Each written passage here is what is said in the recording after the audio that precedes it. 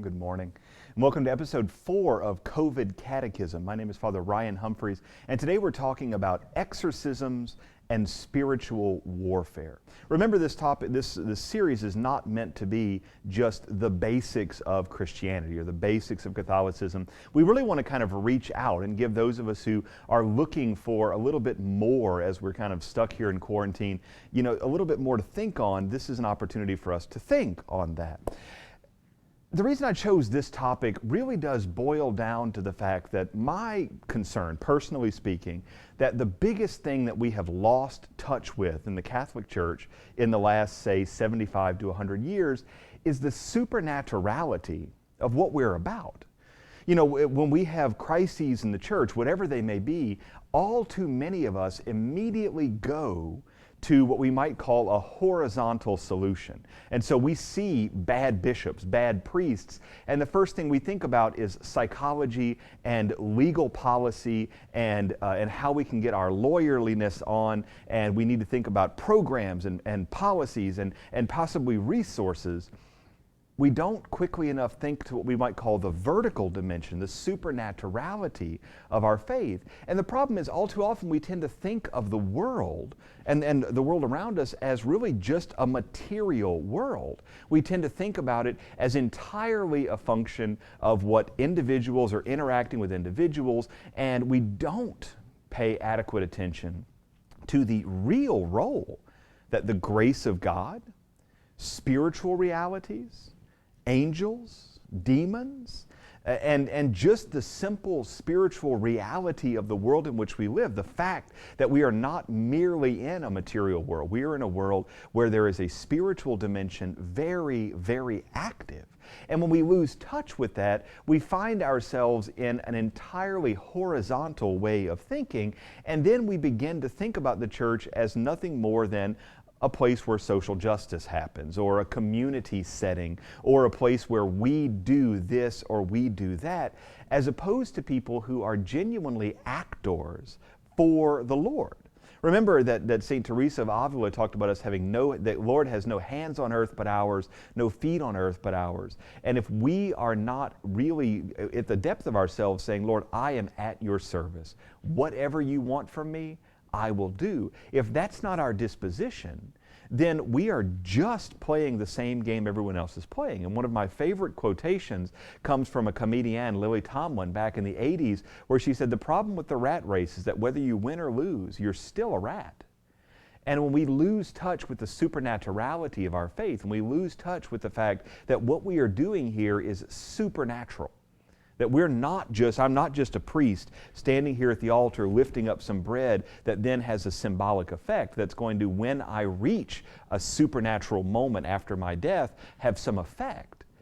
We're talking about the Holy Eucharist being something that transforms the world. Now, it's easy for us to look at a few highlighted moments in history and say, well, what about when the Holy Eucharist was blasphemed? What about at Black Masses? Clearly, it's just a symbol, because if God really cared, then God would make this supernatural reality protected in some way.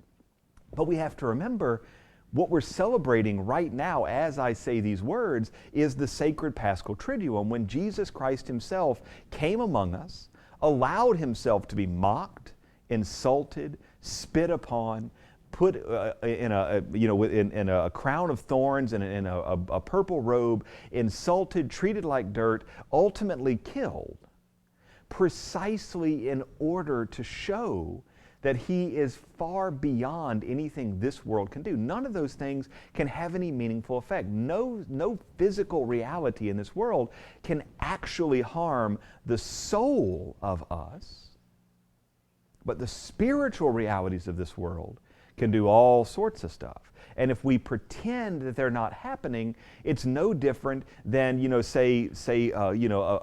of those men, those Southern men who says, I don't need to go to the hospital. I know my arm fell off, but it'll be fine. I'm sure it'll grow back or something. I don't want to go to the doctor. I'm just going to pretend everything's fine.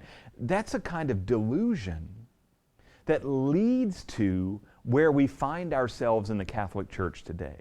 where we do not have any confidence in our bishops. We do not have any confidence in our priests. We don't have confidence in one another. We don't have confidence in the Scripture. We don't have confidence in the teaching of the church. And so we have this, this completely chaotic structure in which we're living because we have lost touch with the fact that what we're doing here is not natural.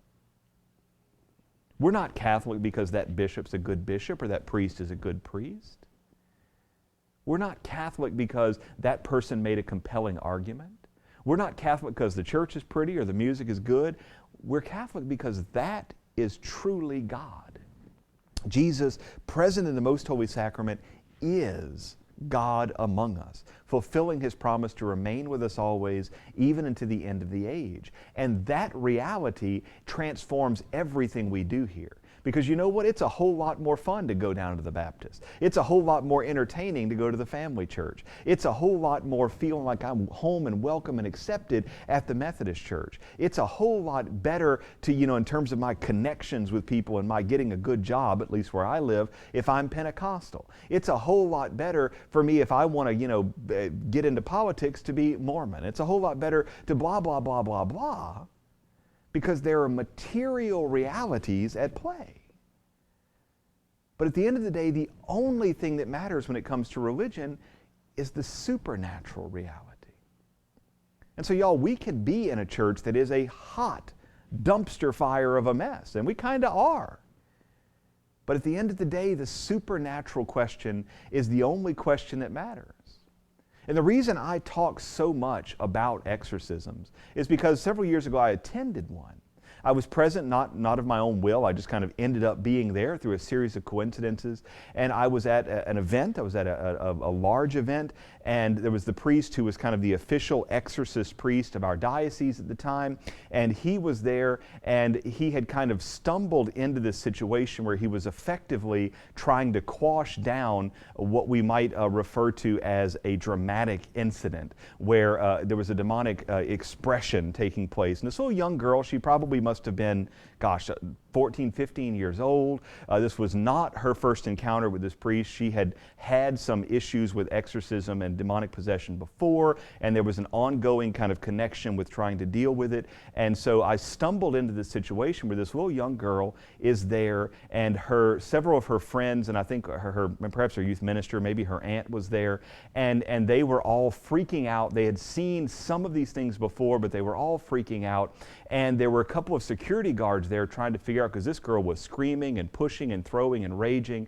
And so we had these two big security guards. I'm a big old giant fat guy. These guys made me look like a string bean. And this little girl basically just reaches back and pushes one of these, 330-pound guys halfway across a room, knocks him into the wall. And she pushes the other guy, and his feet left the ground for a moment. And this girl couldn't have weighed 90 pounds soaking wet. And when we finally were able to kind of get her under some sense of control, her friends kind of, holding her, they were all freaking out. We started saying the prayers, and as soon as we started saying the creed, which doesn't to me strike as one of the great exorcism prayers of our era, and the Hail Mary, this girl began to blaspheme. She began to speak in a deeper voice. She began to scream and to squeal. She began to say horrible things about Jesus and the Blessed Virgin Mary that scared the bejesus out of me. And I realized then, and I'd realized it before, but it hit home then, that what we're doing here is not a natural thing. What we're doing here is not about whether or not this is the prettiest altar we can find. It's not about whether I can sing. It's not about whether that bishop is worth his salt. It's not about this or that or the other circumstance in which the church has responded in a natural level to some crisis or some need. We're in the midst of something infinitely deeper and more profound. And if we continue to pretend that that's not the case, we will find our church, at least our church in our area, dying. But if we catch hold of the reality that what we are doing here is supernatural, it changes our whole perspective on everything. It causes us to be able to forgive a lot more quickly. It makes it a lot easier for me to live through and to endure a moment like this quarantine, where we ask serious questions about the future of our nation, the future of our church, the future of our religious faith, generally speaking. This moment becomes a lot easier to live when we realize there are supernatural things going on. And now it's possible to explain some of this in terms of those, and at the very end I'll give you a few of my thoughts on that. But I really want us just to keep in our minds how important it is to think about the world in which we live not merely as a natural reality, but as a very seriously supernatural reality. You know, what we're doing here is not just living our lives. We are in the midst of a great spiritual war. And if we don't recognize that, we can act like a fool who decides, I'm just going to stroll through a gunfight and the bullets are soaring and I'm going, it's fine. That's just a delusion. That's just what those religious people think. But those bullets will hit you just as hard as any other bullets. And I know there's some folks in our world today, as we look around and we see how high our depression rate is, as we look at how high our suicide rate is, we look at how many people in the United States take drugs of various sorts just to make it through the day. And I'm not even talking about illegal drugs. I mean, we take more pills in this nation for stomach issues and IBS and mood conduction and all sorts of other things. We take more pills by a ratio of like 8 or 9 pills to 1. The U.S. consumes more pills than pretty much the rest of the world combined. And if we want to pretend that that's just some mystical, you know, our food is not good, or we're not eating right, goodness gracious, there's more to the story than just the natural explanations that we convince ourselves are okay. So I want to get into a little bit about what we understand as a Catholic Church about exorcism and spiritual warfare. Now, most of us have witnessed exorcisms. We probably have not thought about them. We probably have not paid that much attention to them. But if you've ever been to a baptism, or if you've been to the Holy Saturday Paschal Vigil, you've witnessed exorcisms, because baptisms include not 1 but 3 separate exorcisms. Now, we don't generally baptize the cute little baby and then see green pea soup pouring out of their mouths, a la The Exorcist from the 70s. That doesn't generally happen, but that is a legitimate exorcism. If you've ever seen holy water blessed using the traditional formulary, with the exorcism of salt and the blessing of salt and the exorcism of water and the blessing of water, then you have witnessed an exorcism. That's an exorcism of a thing and not a person, but you've seen it. Certain sacramentals, like the blessing of a St. Benedict medal, is the same way. A St. Benedict medal includes a couple of exorcisms as part of the formal blessing of the sacramental. And so some of us, in fact most of us, have seen an exorcism at some level. You know, we've seen what is, formally speaking, a priest or a deacon, priest, or bishop casting out the devil from someone or something. A clergyman casting out the devil from someone or something is an exorcism. And so most of us have seen that. We've encountered that in some way, shape, or form. That is not, of course, what we tend to think of when we think of exorcism, because our minds tend to go to the movies. Now, what I love about this is that the movies are both far, far more dramatic than actual exorcisms, and they are far less dramatic. Because in the movies, we tend to see a moment where someone is writhing around, they've had physical changes to their face, maybe they're floating off the bed. This is somebody who has typically been caught completely off guard. There have been no warning signs. Suddenly, they're exploding in this manifestation, and they're shooting light from their hands, and they call in the priest. They've already tried calling in the Ghostbusters. They've already tried calling in, the surgeon. They've already done the electric shock therapy. They call in the priest. This person is doing all this kind of stuff. The priest comes in and he pulls out his cross, just his boring old cross, not his crucifix. And he walks in and he starts doing this kind of, Lone Ranger kind of just nonsensical stuff, this kind of action hero stuff. and he begins to scream and to shout these memorized prayers in Latin, and he says 8 or 9 prayers, and depending on the movie, either the demon comes up and attacks the priest, or the demon runs in terror from the priest, and that's it. So we've had 60 seconds of exorcism, and poof, something big has happened. Now, in reality, when we're talking about the exorcism of a person, we are already been in contact with this person over the course of a bit of time. Because when someone thinks that they are possessed in some way, shape, or form, the first thing they do is they get in touch with a priest who, usually their local pastor, and they say, Father, I don't know what's going on, but this is what I think is happening. Now, that priest has a couple of obligations. First, his job is to say, is this person crazy? I mean, is this a person? I've had several come to my house and say, look, I believe I'm possessed. Can you give me $20 to go get it taken care of? And you go, that's probably not the most solid case for an exorcism. But when the folks will come to me and they say, look, I'm concerned about these things, my job then is to say, is this a real thing? Or is this person probably having a psychological episode, whatever the case may be? Generally speaking, what I want to do is I want to, in my mind, think about, what am I seeing? Am I seeing somebody who is coming here with some of the classic signs of possession? Now, Father, what are the classic signs of possession? Well, there are quite a few of them, but the ones that we really expect to see for somebody who is full-on possessed, and I want to talk about the levels of possession in a minute, but for someone who is full-on possessed, we expect to see someone who is missing time. Big number one thing, this is a person who in their ordinary life has become unlivable. They are having moments where they have no idea what happened to the last hour. They cannot live their day-to-day life anymore because it's just too much chaos. Any mention of anything holy, especially our Lord and Our Lady, will cause that person to become enraged.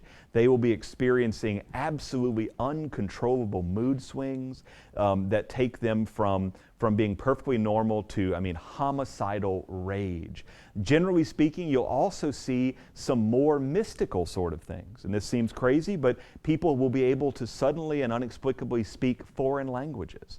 The little girl who I witnessed her exorcism began speaking German. She didn't know the language, had no idea of it. I only knew a little bit to understand what she was saying, but she was speaking perfectly accented Southern German. And so that's another one of those things that we say, gosh, is that a real deal? It does happen. We also witness a strong aversion to physical manifestations of faith, not wooden crosses. This is not Buffy the Vampire Slayer, but crucifixes, rosaries, blessed items of all sorts. And in fact, one of the first things that happens when a person goes to the real exorcism is that the exorcist will have several bottles of holy water. Some will be real holy water and some will just be tap water.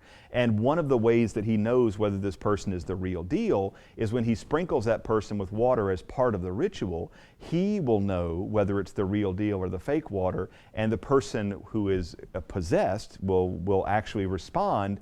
Either, they won't know and he will. And so if there's a demon involved, the demon will know. If there's not, then the person and the person is trying to fake it, whether they're aware they're faking it or whether they're unconsciously faking it, will not be able to respond, and so the exorcist will know. And so an aversion to holy water is another one of those big signs. And so when I've chatted with some folks in this situation, I've asked them some questions and given them a chance to receive a blessing. Here, take this book, take this rosary, and just to get a sense of what's going on.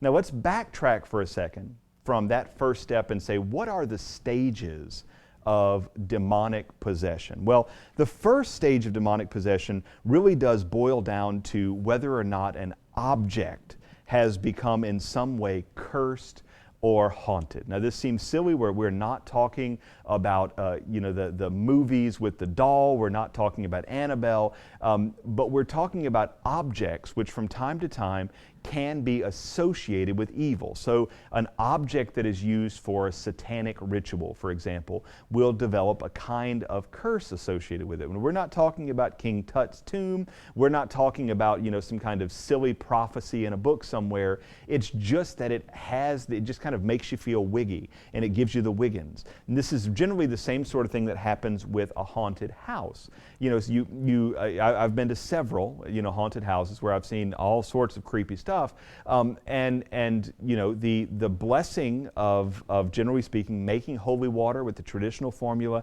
exorcising the salt, blessing the salt, exorcising the water, blessing the house, generally takes care of business, because objects, inanimate objects, homes, can be haunted. That's a thing. St. Thomas Aquinas talks about haunting all the way back in the Summa Theologica. He gives us the three different explanations of what a ghost might be. A ghost could be a demon.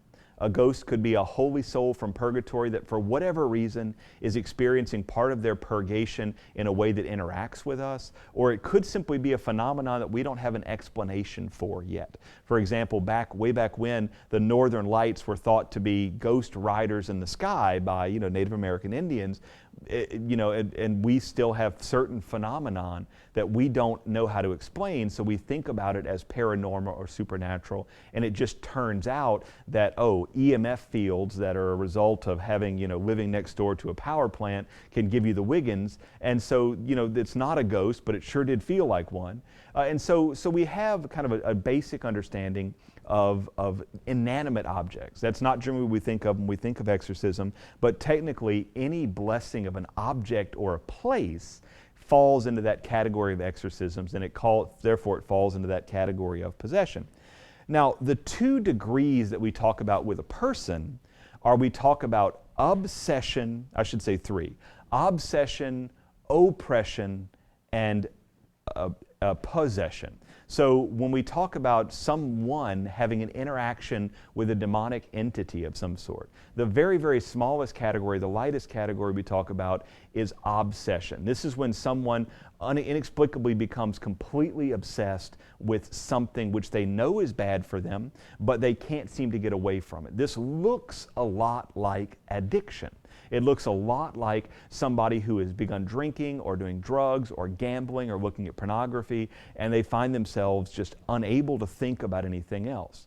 It becomes a spiritual concern when it's not just in terms of what I'm doing, but it's when I just am constantly thinking all the time about things that I know are detrimental to me, things which are fundamentally evil, things which are contrary to faith. And it's not just that from time to time a temptation pops into my head, it's that I'm always thinking about it. I wake up thinking about it, and it seems like I get no rest during the day. And when this happens to you, you can go to the priest. And the priest has certain prayers he can offer for that situation. Now, after obsession, we move to oppression. This is when we start to have the first of those warning signs: aversion to holy things, and unwillingness to say the name of Jesus. A sense of really having a hard time praying. Feeling nauseated, etc., etc. It's a very difficult thing, and someone who experiences this is not having a happy life. Someone who experiences this sense of I just don't want anything to do with anything religious or anything to do with anything good or moral, and the only time I feel like myself is when I'm around something which we would consider to be evil or demonic. Then we get to possession. So by the time we get to possession, where someone is missing time, having these rage blackouts, things like that, by the time we get there, we've gone through some stages. So it's not the Exorcism of Emily Rose where she wakes up one night and she goes from sweet little girl to absolutely possessed overnight. That's not the way it works. And generally speaking, you have to kind of get involved in the occult, or you have to get involved in something demonic to kind of make this happen. And so generally speaking, by the time someone comes to knock on my door and says, "Father, I think I might be possessed," they've got a pretty good sense this has been going on for a while and it's been building up. Maybe they haven't dealt with it, maybe they have. Now, whatever the diagnosis, whether I believe this person is a full-on possessed or not, the first round of treatment is always the same. You got to go to confession. You've got to get your spiritual life in order. You've got to start praying. You've got to start praying the rosary. You've got to start doing penance. You've got to start abstaining from meat on Fridays. You've got to start doing some fasting during the week. And this is basic step one. And even people who find themselves hating these things, this is step one. This is what we have to do. And so if you are concerned in any way, shape, or form about your own spiritual health, that's step one.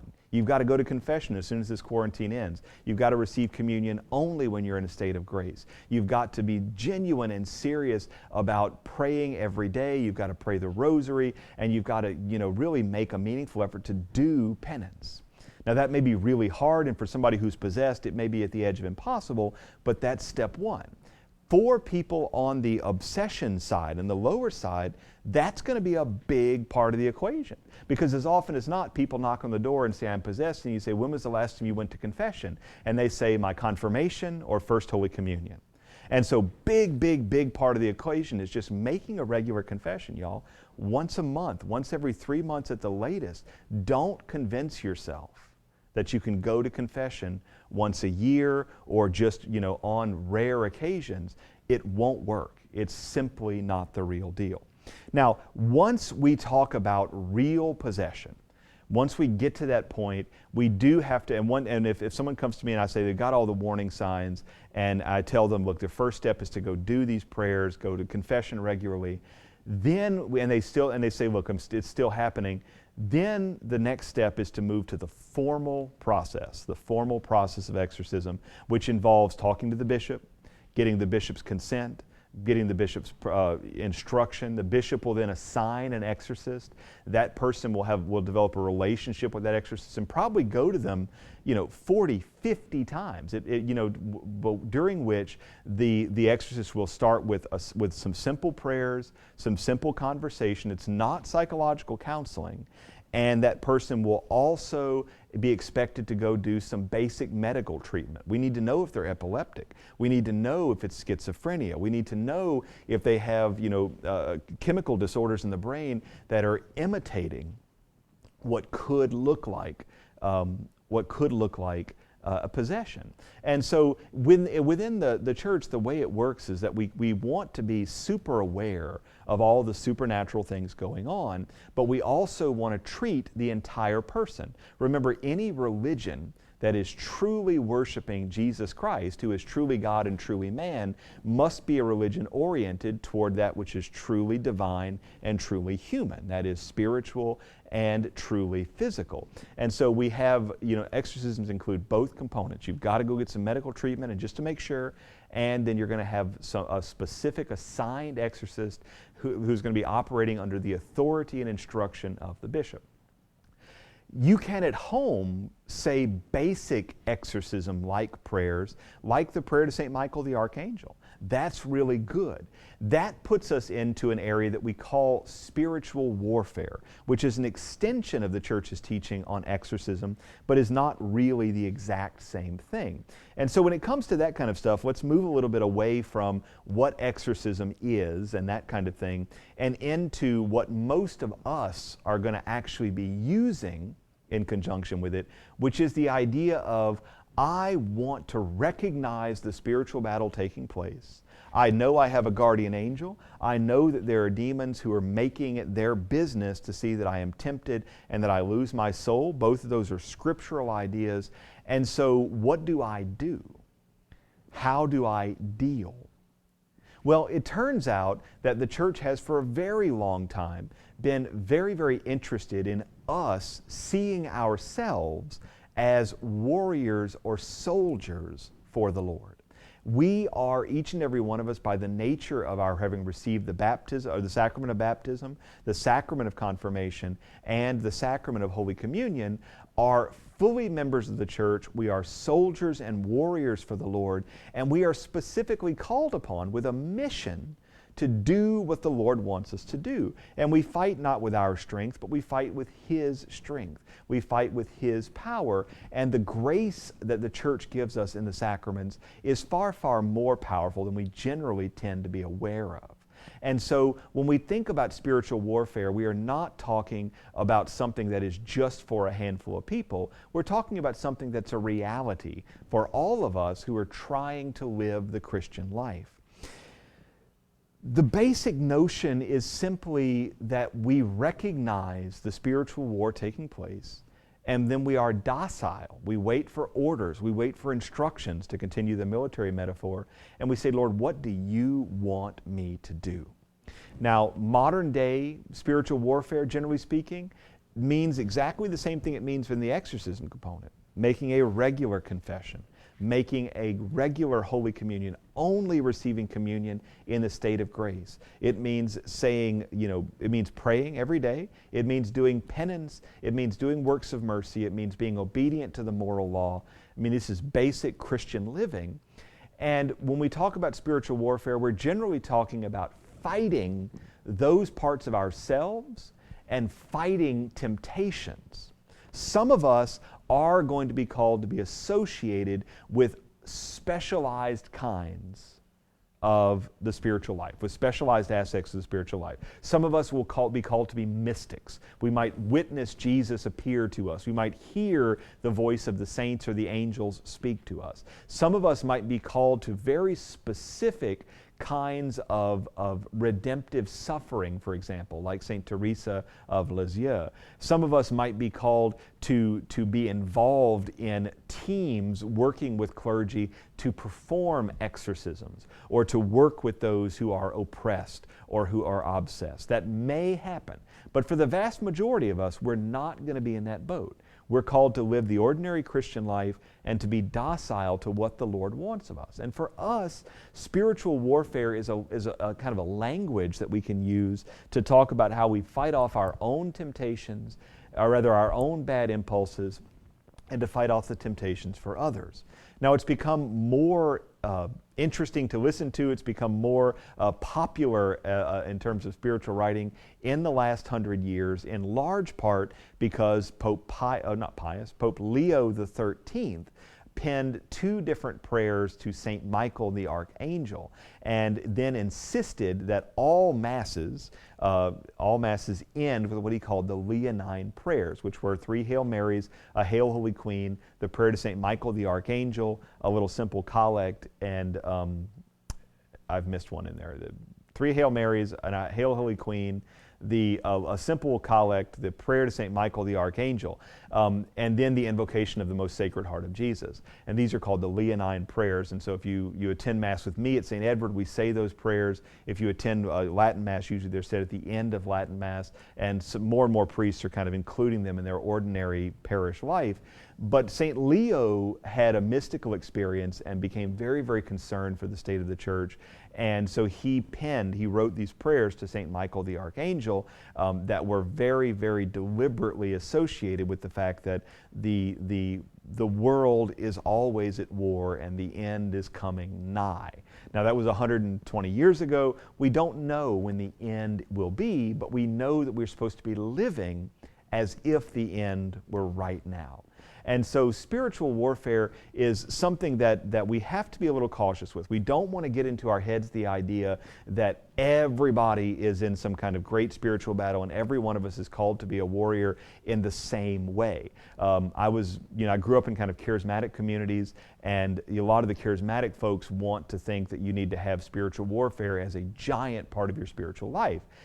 That's not really accurate. But then you have some other folks, and I'm involved in more traditional communities now, traditional folks who would say that has nothing to do with what we do. At the end of the day, the last part of the Our Father is defend us from evil, and so there is a genuine role for praying against my own temptations, praying against external temptations, recognizing the role of demons and angels and supernatural forces in the world in which we live that make spiritual warfare something we all have a part in, but doesn't mean that we all have the same part in. And that's where we want to be cautious. We don't want to become overzealous and then find ourselves, thinking, I need to be part of an exorcism team now. That's not really the best way to look at what we're doing. And so what does spiritual warfare look like? Like I said before, it means living the Christian life properly. Confession, communion, the prayer, penance, and works of mercy that every Christian life should have. And it involves perhaps adding a few specific prayers. St. Michael the Archangel. The Rosary is arguably the best prayer that we have in terms of spiritual warfare. Additionally, too, I think at the end here, because I want to bring things to a close, because there's only so much to say about this in a setting that's as generic as this. When it comes right down to it, should we be concerned? Yes, Satan is real. His power is real. His smarts are real. His ability to deceive is very real. Remember, Satan deceived a large group of angels into falling from heaven with him. He is an incredibly brilliant deceiver. That's what his name means, the deceiver. At the same time, ought we to be nervous? Ought we to be freaked out? Ought we to fret? No, because Christ has won the victory. The Lord Jesus is the Lord Jesus. And so we know that He will defeat the enemy. It's not up to me to conquer the devil. It's not up to me as a priest to conquer the devil. It is up to me to listen to what the Lord wants from me. And if the Lord puts in my heart a strong devotion to St. Michael the Archangel, then by God, I need to act on it.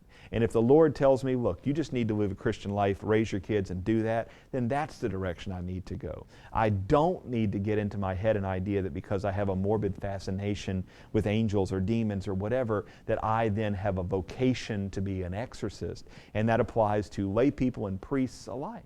I know some very, very good people. I know a priest who recently left the priesthood because he got involved in spiritual warfare ministry and he was not prepared for it, and he got involved into it. He got involved into it a little bit too enthusiastically, and he's the second priest I know who left the Catholic priesthood because of being too excited and too zealous about being involved in exorcism ministry when that's something the Lord clearly had not called him to do. And so all of us need to be aware that exorcisms are a real thing. All of us need to be aware that spiritual warfare is a real thing. All of us need to be aware that there are spiritual, supernatural forces all over the place, all around us. We need to be aware of that. But we don't need to become panicky about it, because the Lord is the Lord. And if He wants you to be involved in that, He'll get you into it. If He wants you to be involved in direct care for the poor, He'll get you into that. If He wants you to be involved in simply leading a good, ordinary Christian life in your parish, that's what He'll tell you to do as well. If we open our hearts, we listen to Him, He will put us where we need to be. And so we do need to be concerned, but we don't need to fret. We don't need to worry. Exorcisms are very real. Demons are very real. Our guardian angels are very real. And so all we need to do is keep our eyes fixed on Jesus, the leader and perfecter of our faith, as the book of Hebrews says, and leave the rest to the Lord to figure out. And so I hope you've had a little bit of an interesting wake-up call on exorcisms. If you do have any questions or more specific concerns, please reach out on Facebook, social media, Twitter, Instagram, wherever you find this post. Please feel free to reach out to me. I'd be happy to answer any questions you have. I hope you have a wonderful afternoon. God bless you, and a very, very happy Triduum to you. For those who are watching from my parish, or if you'd just like to watch me, our Triduum services will be Holy Thursday at 5:30 p.m., Good Friday at 5:30 p.m., Holy Saturday at 8 p.m. And you can watch that on pretty much any place you're watching this video. I hope you have a great, great, great Triduum, and hopefully be able soon to say Happy Easter.